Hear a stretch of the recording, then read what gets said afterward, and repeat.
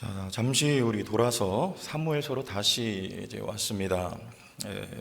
우리 신년 특별 새벽 기도회 때 또 기도에 관하여 묵상하고 또 우리 교회 올 한 해 하나님 주신 비전 나눈이라고 잠시 돌아서 우리 다시 신앙의 표준이라고 할 수 있는 우리 다윗의 믿음을 오늘 우리 다시 한번 살펴보면서 또 하나님의 뜻을 발견하길 원합니다. 1절 말씀에 보면 요나단이 다윗을 자기 생명같이 사랑하니라 이렇게 말합니다. 무슨 사랑입니까? 이게 남녀간의 사랑도 아니고 동성끼리 마음이 서로 통하고 연결되고 또 자기 생명같이 사랑했다는 말씀인데요. 두 가지로, 첫째는 동질성이 있으면 동질감을 갖게 되고 서로 마음이 통하게 되는 거예요. 통하게. 제가 국민학교 때 부반장이었어요. 여자인데 제가 한 30대 중반쯤 아주 오랜만에 전화 통화를 하게 됐는데 이 친구가 전화를 받자마자 하는 말이 야 깻묵! 그러는 거예요. 저한테. 깻묵이 제 별명입니다. 시커멓잖아요. 그죠? 까만 아이, 깜씨 주로 쌍기역으로 이렇게 제가 칭해졌는데 그러니까 수십 년이 지나도 완전 옛날이에요. 돌아간 전화 통화하는데 하나도 거리낌이 없고 그 친구는 애 엄마고 당시에 부반장이고 저는 보통 학생이고 왜죠? 우리 같은 동네에서 같은 국민학교 그리고 비슷한 경험을 했죠. 동질성이 있으니까 지금 시간이 지났지만 동질감이 그대로 남아있는 거예요. 예를 들면 그래요. 여기 요나단하고 다윗도 신앙의 동질성이 있는 거죠. 요나단은 부하 하나 데리고 병사 데리고 적진에 용감하게 들어가서 이 전쟁의 승리는 숫자 있지 않다. 이게 요나단의 신앙이었죠. 다윗은 어떻게 합니까? 골리앗 앞에 설 때 너는 창칼 단창 갖고 나오는데 나는 만군의 여호와의 이름을 의지하고 나간다. 그러니까 이 두 사람의 신앙이 너무 똑같아요. 하나님만 전적으로 의지했던 그 믿음이 서로 통한 거예요. 동질성 그리고 동질감을 갖기에 충분했던 것이죠. 두 번째는 약간 정치적으로 제가 표현을 한번 해볼게요. 이 요나단은 대세를 알고 있었던 거예요. 여러분, 대세 그러면 어디에 줄 서야 돼요? 자, 지금 우리 대선 앞에 있잖아요. 그럼 누가 당선 확률이 높을 것 같아요? 그쪽으로 빨리 줄 서야 되는 거잖아요. 요나단이 그거 빨랐어요. 대세가 누굽니까? 다윗이거든요. 근데 그거를 여러분 사울도 알았어요. 사울도. 근데 사울은 미련했던 거예요. 정말 미련했습니다. 우리 18장 28절 보시죠. 사울이 알았나 몰랐나? 여호와께서 다윗과 함께 계심을 누가 보고 알았어요? 사울이 보고 알았습니다. 이 영적으로 둔감한 사울도 알았는데 여러분 믿음이 있었던 요나단이 그거 몰랐겠습니까? 알죠.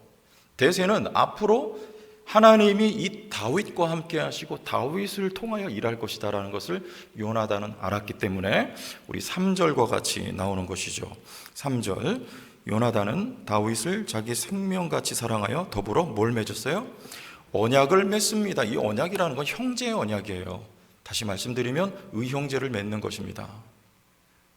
그러면 요나단은 좋지요. 앞으로 이 사람이 대세가 될 거니까. 다윗은요, 사울 가문과 이게 의형제지만 어떤 왕위의 정통성을 더불어서 덩달아서 얻게 되는 그런 효과가 있게 되는 거예요. 이게 서로 어떻게 보면 정치적인 역학관계 속에서 있어졌던 일이라고 보지만 그것은 또한 신앙적인 것이라고 저는 생각을 합니다. 자, 이렇게 되어서 우리 성경은 이것을 뭐라고 말하냐? 이것을 바로 지혜라고 그러는 거예요. 지혜. 우리 여호수아서 9장 말씀으로 한번 가보겠습니다. 앞에 말씀이 나오니까 여러분들 편안한 마음으로 따라오시면 되겠습니다. 여호수아서 9장 1 후에 1절 요단 서쪽 산지와 평지와 레바논 앞 대해 연안에 있는 헷 사람과 아모리 사람과 가나안 사람과 브리스 사람과 히위 사람과 여부수 사람의 모든 왕들이 이 일을 듣고, 이 일은 뭡니까? 여리고성 격파하고 아이성만저 제쳐버리고 지금 여기까지 왔어요. 이 일을 듣고 이 사람들이 어떻게 해요?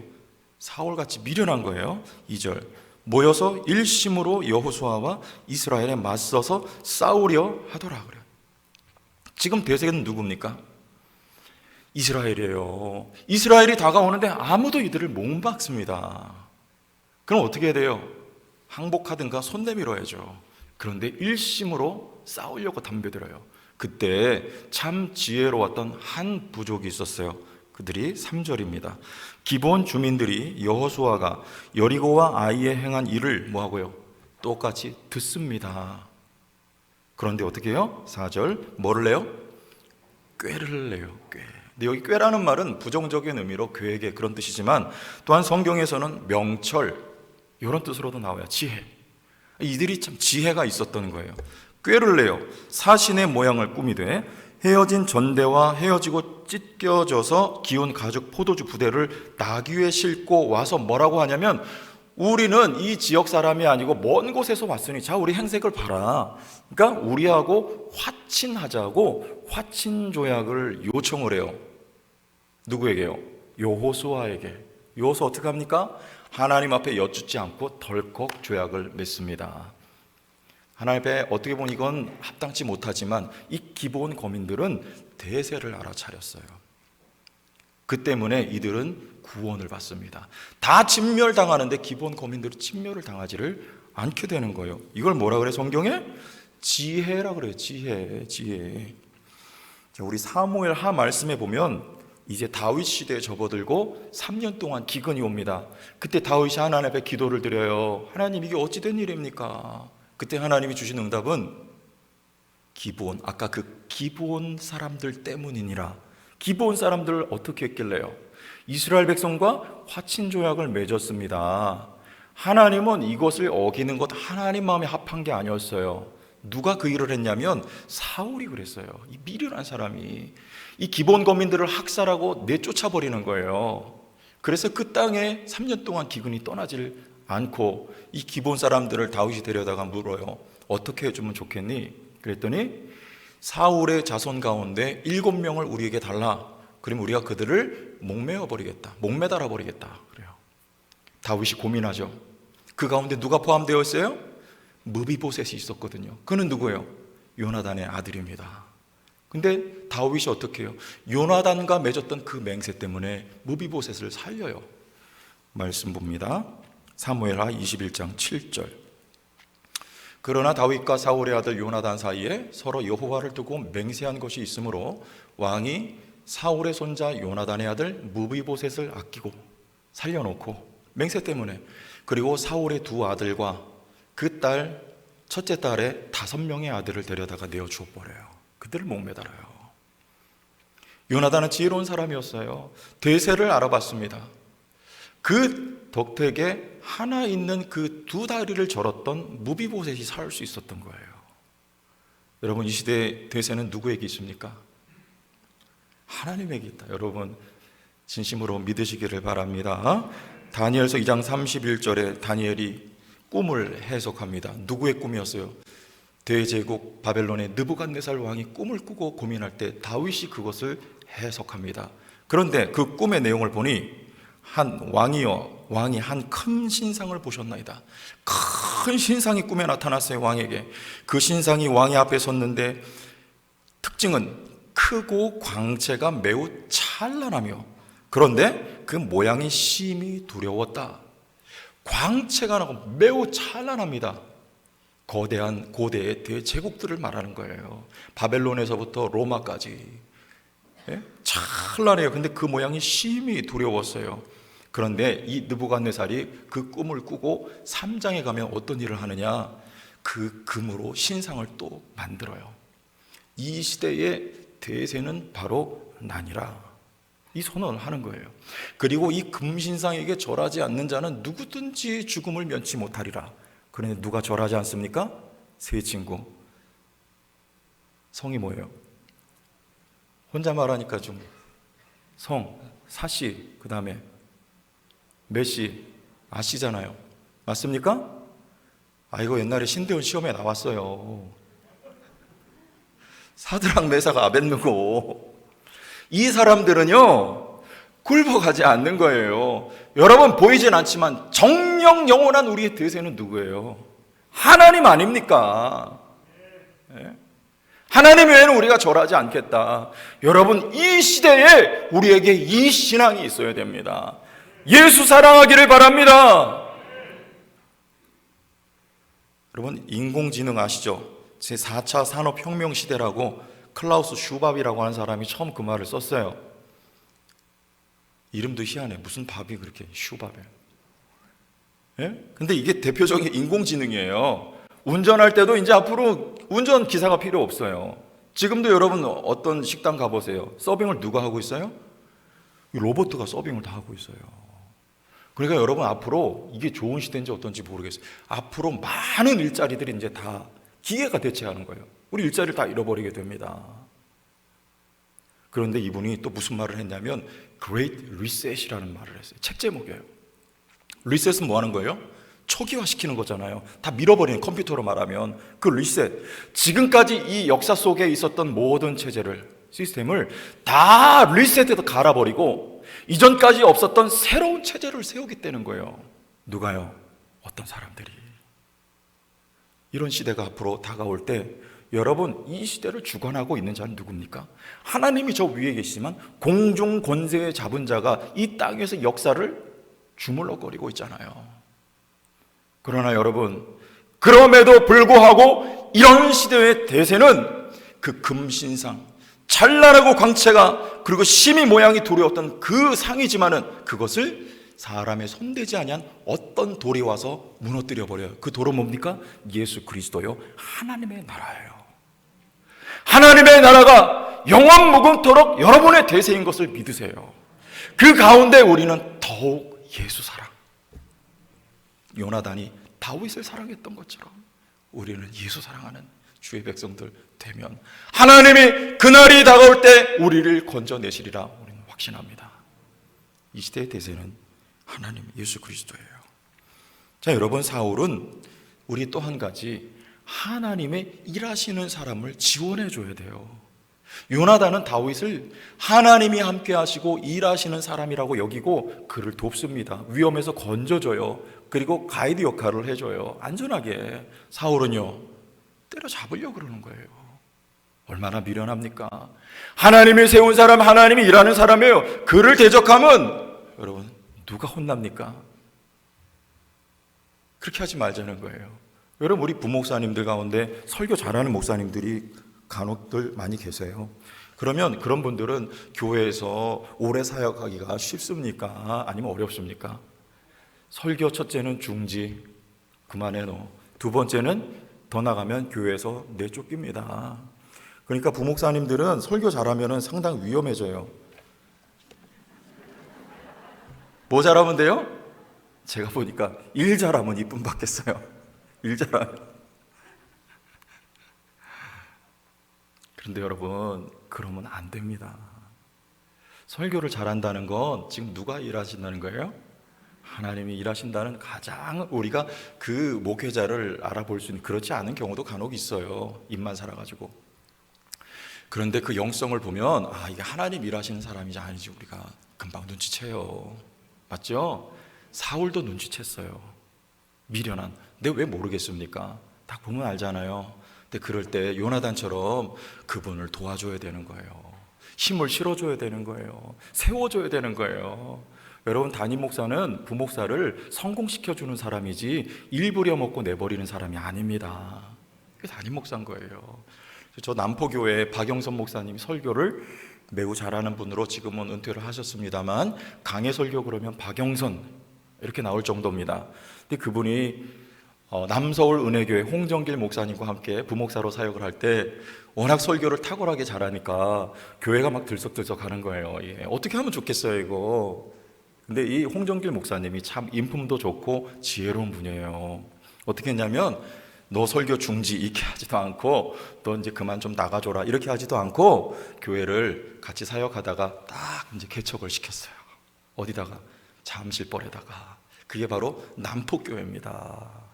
얼마나 지혜로워요. 그리고 후원해주고 따라갈 분들 따라가고 이렇게 해가지고 교회가 세워지니까 그렇게 개척된 교회가 수천 명 모이잖아요 지금. 하나님이 일하시는 사람을 도와주면 여러분 누가 좋습니까? 첫째는 내가 좋은 거예요. 홍정길 목사님 그분의 인품, 인격이 더 드러나고 높아지는 거잖아요. 그리고 도움받은 그분은 더 좋잖아요. 하나님이 그를 통해서 일하시는데. 그리고 제일 첫 번째 누가 좋아요? 하나님이 제일 기뻐하시는 거 아닐까요? 하나님이 그 일하시는 사람을 통해서 당신의 뜻을 이루기를 원하시는데, 여러분 거기 서로 마음 모아서 협력하여 주면 얼마나 하나님이 기뻐하시겠느냐 그 말입니다. 여러분 교회 안에서도 우리 서로 그렇게 세워지는 문화가 있기를 바랍니다. 그냥 하나님이 기뻐하시는 공동체가 되는 거예요. 죽이려고 그러면 안 돼요. 주접 떤다 그러면 안 돼요. 주책 부린다 그러면 안 돼요. 앞에 나가서 일 좀 하려고 그러면 주접이 뭐예요? 주님 영접. 그런 말 하면 안 되는 거예요. 세워주세요. 잘한다. 네? 아까도 얘기했는데 우리 지난주에 제가 설교 안 하고 우리 목사님께 부탁드렸잖아요. 근데 이제 새 가족들이 오셔서 끝까지 책임지라 그래서 가서 사진 찍고 하라고 그랬더니 사진 탁 해서 어저께 보니까 아이고 사진 굉장히 잘 찍었어요. 막 이렇게 표정이 미소천사. 김용 목사님 어디 가셨죠? 근데 저는 그게 잘 안 되잖아요. 아시다시피 저는 막 연습 많이 해도 이렇게 해도 이게 잘 안 돼요. 이게 태생이 그래가지고 이 김 목사님은 막 얼마나 이게 미소가 자연스럽고 예쁜지 모르겠어요. 그래서 김 목사님 앞으로 새가족반 들어가지 말고 홍석정 목사님 들어가세요. 그래도 달란트는 우리 오신 목사님인 것 같아서 막 이렇게 하트 쫙 날리면서 사랑합니다 막 이런 거 하잖아요. 그 은사 따라서 그렇게 하시라고 해서 이렇게 세워드리는 문화. 아멘. 서로 격려해 주는 거, 이게 하나님 기뻐하시는 겁니다. 그래서 그 각 사람들을 통해서 하나님이 일을 하시니까 우리 교회가 그렇게 예쁘게 됐으면 좋겠어요. 자, 그런데 사울은 왜 죽이려고 합니까? 지금 전장에서 돌아오는데 여인들이 글쎄 사울을 맞이하는 그 자리에 다윗은 몇 명? 다윗은 만만이요, 사울은 천천히요. 세상에 이런 주책이 어디 있어요, 그야말로. 그러니까 사울이 그 얘기 듣고 완전히 정신을 잃어버리는 거예요. 아니 그러면 다윗이 만만이면 이 나라 말고는 저에게 줄 게 뭐냐. 자기 자리에 대해서 이제 걱정을 하기 시작하는 것이고, 질투심에 그리고 미움이 확 사울을 사로잡습니다. 그것을 이렇게 표현하는 거예요. 우리 10절과 11절 보시면 18장 10절, 그 이튿날 하나님께서 부리시는 악령이 사울에게 힘있게 내림에 그가 집 안에서 정신없이 떠들어대므로 다윗이 평일과 같이 손으로 수금을 타는데 그때에 사울의 손이 창에 있는지라. 어떻게 해요? 11절, 그가 스스로 이르기를 내가 다윗을 벽에 박으리라 하고 사울이 그 창을 던졌으나 다윗이 그 앞에서 2번 피하였더라. 여러분 앞에도 사울에게 하나님이 부리신 악신이 임합니다. 그런데 다윗이 수금을 타니까 그게 치료가 되었어요. 그런데 이 자리에서는요, 다윗이 수금을 타고 있는데 치료가 되지 않고 오히려 다윗을 창으로 박아 죽이려고 시도를 하는 것이죠. 왜 그래요? 앞에는 왜 떠났는데 여긴 떠나지 않습니까? 지금은 다윗이 대상이 되고 완전히 질투심에 사울이 사로잡혀버린 거예요. 뭔가에 사로잡히면요, 옆에서 아무리 얘기를 해도 들리지가 않습니다. 여러분 질투심에 사로잡히든지 어떤 미움에 사로잡히든지 성령이 아닌 것에 사로잡혀 보세요. 옆에서 말해 보세요. 들리지가 않는 거예요. 지금 이 사울이 그런 상태인 거예요. 그러니까 다윗 죽이려고 별 수단 방법을 가리질 않아요. 무슨 수단 방법? 자기 딸을 내주려고 그래요. 아니 세상에 지금 자기가 죽이려고 하는 사람한테 누가 자기 딸을 내줘요? 결국엔 둘째 내주잖아요. 미갈. 왜 그래요? 내 딸 줄 테니까 너 블레셋하고 전쟁해가지고 포피 100개를 가져와. 죽이려는 거죠. 마치 다윗이 우리아 죽일 때 똑같은 수법입니다. 온통 정신이 다윗에게만 가 있는 거예요. 완전히 사로잡혀 있는 거예요. 그때 다윗의 수금도 하나님의 역사도 그에겐 더 이상 효과가 없게 되는 거예요. 이게 무서운 겁니다. 전에 어떤 장로님 한 분이 교회에서 그런 역할을 좀 하셨어요. 저희 교회는 그런 장로님 지금 한 분도 안 계십니다. 다 세워주고 다 협력하기 원하시는 분들이에요. 오해하지 마시라고 드린 말씀입니다. 그 장로님이 교회를 이렇게 좌지우지하셨어요. 하나님이 어떠시겠어요? 목회자도 좌지우지하고 마음에 안 들면 내보내고. 그런데 그 잘못한 거잖아요.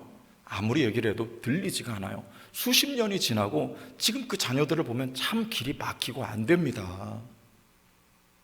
그런데도 목사님이 신방 가셔서 이렇게 우회적으로, 왜 직설적으로 얘기하면은 불쾌해지니까 우회적으로 이야기를 하고 해도 무슨 말인지를 알아듣지를 못하세요.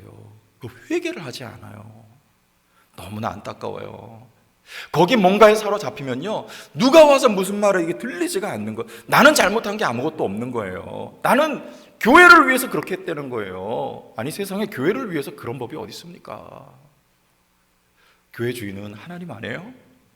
하나님께 맡겨야죠. 왜 내가 그래요? 그거 회개해야 되는데 그거 못하는 거예요. 여러분, 다윗은 어떻게 해요? 회개하잖아요. 나단이 와서 그 범죄를 지적을 합니다. 그 앞에 바로 즉시 엎드려져서 내가 죄인이라고 회개해요. 여러분, 회개하는 건 큰 축복입니다. 회개하는 건 부끄러운 게 아니에요. 회개하는 사람은 하나님의 은혜 받은 사람이에요. 인정하는 사람이에요. 새롭게 될 수 있는 기회가 바로 회개인 것을 믿으시길 바랍니다. 사울이 회개했다는 이야기 들어보셨어요? 사울은 죽을 때까지 회개하지 않아요. 참 불쌍한 인생입니다. 완전히 사로잡혀서 다윗만 죽이면 모든 게 해결될 것 같죠? 다윗만 죽이면 내 왕자가 공고해질 것 같죠? 그렇지가 않는 거예요. 사울에게서 하나님의 신이 떠나고 다윗에게 임하여 하나님 다윗을 세워 쓰시려고 하시는 것인데요, 근본적인 거, 본질적인 거예요. 모르는 거예요. 오히려 마음 비우고 하나님의 주권을 인정하고 다윗을 인정했더라면 사는 동안에 그 생애가 평안했을 텐데, 그걸 못한 게 바로 오늘 이 미련한 사울이었음을 우리는 알게 되는 것이죠.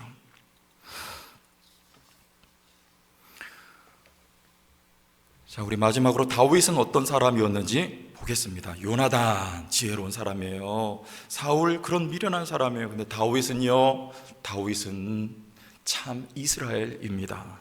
무슨 말인가? 18절. 다윗이 사울에게 이르되 내가 누구며 이스라엘 중에 내 친속이나 내 아버지의 집이 무엇이기에 내가 왕의 사위가 되리까 하였더니, 사울에게 큰딸 내주면서 내 사위 되라 그러니까 내가 무엇이간데,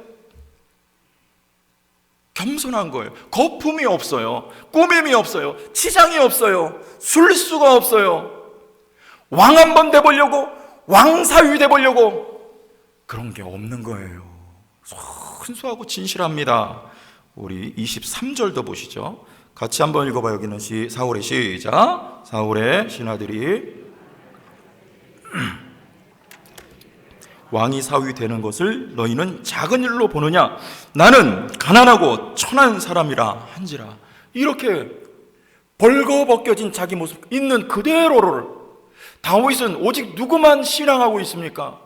하나님만 신앙하는 그거 한 가지예요. 다윗은요, 내가 높아지리라, 내가 왕의 사위가 되리라, 내가 그래서 장차 왕자를 거머쥐리라, 이런 거 꿈꾸는 사람이 아니었습니다. 자기 백성을 사랑하고 하나님을 사랑하여 전장에 나가서 골리앗을 쓰러뜨렸던 것뿐이에요. 할례받지 않은 골리앗이 나와서 하나님의 할례받은 백성을 조롱하고 웃으니까 내가 하나님을 대신하여 나가 싸우리라, 이것이 다윗의 입장이었습니다. 그거 한 가지인 거예요. 이걸 보러 뭐라 하느냐? 참 이스라엘이라 하는 것입니다. 요한복음 1장 47절 보겠습니다. 나다나엘에게 주님이 하신 말씀이에요. 예수께서 나다나엘이 자기에게 오는 것을 보시고 그를 가리켜 이르시되 보라, 이는 참으로, 요거는 아멘과 같은 뜻이에요. 진실로, 참으로, 뭐예요? 무슨 사람이라? 이스라엘 사람이라. 그 속에 간사한 것이 없도다. 참 이스라엘 사람은 그 속에 간사한 것이 없는 사람. 여기서 간사하다는 말은요, 믿기, 올가미, 기만, 계략, 이게 간사한 거예요. 사울은 간사한 사람이었습니다. 믿기와 올가미로, 기만과 계략으로 다윗을 죽이려고 했던 게 바로 사울이에요. 자기 자리를 지켜내기 위하여서. 이건 이스라엘이 아닙니다. 마치 옛적의 야곱과 같은 사람이에요. 속임수로, 기만으로 자기의 영역을 위하여 살았던 사람이 이전의 야곱인 것입니다. 야곱이 어떻게 돼요? 야복 강가에서 모든 것이 다 버려지고 자기 꾀와 방법으로는 이 어려움을 극복해낼 길이 없으니까, 눈앞에 있는 에서라고 하는 큰 장애물을 이겨낼 방법이 도리도 없으니까, 이제는 내 꾀와 방법이 아무 소용이 없게 되니까 그것을 다 내버리고 하나님만을 마음속에 담을 때, 그러기 위하여 하나님은 환도뼈를 쳐서 위골, 이게 빠져버리는 거예요. 요즘으로 말하면 고관절이 이 빠져버리는 거예요. 지금은 수술이라도 하지요. 고대는요, 이 수술도 못합니다. 얼마나 고통스러웠을까요? 그러고 보면 야곱은 그 순간부터 아마 일평생 절면서 살았을지 몰라요. 그러나 그 안에는 하나님이 계셨던 거예요. 하나님만 오로지, 이제는 모든 내 방법과 계획과 생각과 모든 것을 다 버리고, 간사한 것을 다 버리고 하나님만을 진실무망하게 바라보고 기대하고 의지하고 있는 그 상태, 그거를 참 이스라엘이라고 하는 거예요. 나다나엘이 그런 사람이었고 다윗이 그런 사람이었습니다. 참 이스라엘. 하나님은 단지 한 것이 그거밖에 없어요. 하나님의 나라를 위한 것이요, 하나님의 백성을 사랑한 것이요, 믿음과 신앙을 위한 것뿐이 없는데, 그러나 하나님은 그런 다윗을 들어 사용하시고 그로 하여금 지혜롭게 하시고 성공하게 하신단 말입니다. 오늘 말씀 보세요. 18장 5절. 다윗은 사울이 보내는 것마다 가서 어떻게 행하며? 지혜롭게 행하며. 이게 뭐예요? 성공한다는 말이에요. 이게. 또 우리 13절. 그러므로 사울이 그를 자기 곁에서 떠나게 하고 그를 천부장으로 삼으매 그가 백성 앞에 출입하며 다윗이 그의 모든 일을 어떻게? 지혜롭게 행하니라. 성공한다는 말이에요.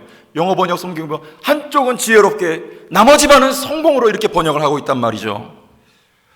우리 또 15절에 사울은 다윗이 크게 어떻게 지혜롭게 행함을 보고 그를 두려워하였으나, 맨 마지막 30절에 블레셋 사람들의 방백들이 싸우러 나오면 그들이 나올 때마다 다윗이 사울의 모든 신하보다 더 어떻게 해요? 지혜롭게 성공적으로 행동하여서 그가 존귀하게 된단 말입니다. 하나님이 그와 함께 하신 결과입니다. 하나님만을 진실무망하게 신앙하였던 그 결과는 하나님의 그에게 지혜를 주시고 그로 하여금 사울이 아무리 대적하고 간사함으로 다윗을 죽이려고 하여도 하나님은 다윗을 성공하고 또 성공하게 이끌어 가신단 말이죠. 이 시대의 영원한 태세는 여러분 하나님인 것을 믿으시길 바랍니다. 어떤 일들이 우리 앞에 닥쳐온다 하여도 우리는 참 이스라엘이라고는 이 믿음을 가지고 나가면 하나님이 성도를 건져내시고 성공하게 하십니다. 오늘 새벽에 새벽 예배 마치고 우리 목사님 한 분하고 잠시 이야기를 하는 중에 이 목사님 그런 이야기를 하세요. 저는 이제 단독 목회를 하게 되면 참 어떻게 보면 골치 아프고 어렵고 힘들고 참 그 많은 성도들 가운데 그걸 어떻게 다 이렇게 좋게 대하고 할지를 참 모르겠네요. 그래서 제가 그랬어요. 목사님, 하나님이 목사님을 그 자리에 부르셨다고 하는 확신이 있으면 아무것도 두려워할 게 없어요. 하나님이 책임집니다. 그 말은 참 이스라엘이 되면 된단 말이에요. 아무것도 두려워할 게 없습니다. 하나님이 책임지고 어떤 대적과 어떤 세력이 와도 하나님이 성공하게 하세요. 하나님이 그를 통해서 일하실 것이기 때문에 그렇습니다. 여러분 참 이스라엘로 우리의 생에 승리할 수 있기를 예수님의 이름으로 축복합니다. 하나님 은혜를 감사합니다. 말씀 주셨사오니 이 다윗과 같은 믿음으로 우리의 일생 승리할 수 있도록 역사하여 주시옵소서. 예수님 이름으로 기도하옵나이다.